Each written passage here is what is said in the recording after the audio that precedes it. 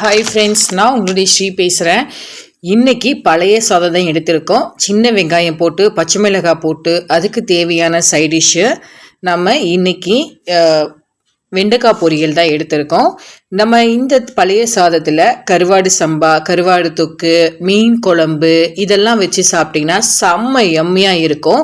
இன்றைக்கி வெஜ்ஜுன்றதுனால நம்ம வீட்டில் இது ஸ்பெஷலாக எடுத்திருக்கோம். சம்மர் என்ன வெயிலுப்பா, அப்பா வெயில் கொளுத்துது, அந்த அளவுக்கு வெயில் கொளுத்துது. அதனால் நம்ம இன்றைக்கி காலையில் இதுதான் நமக்கு மார்னிங் பிரேக்ஃபாஸ்ட்டு.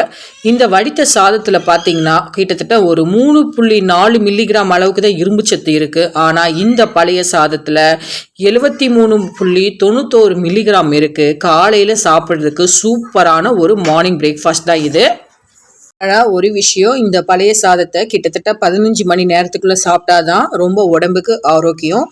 இந்த பழைய சாதத்தில் நார்ச்சத்து இருக்கிறதுனால மலச்சிக்கல் கண்டிப்பாக வராது. உடம்பு ரொம்ப சோர்வு கொடுக்காது.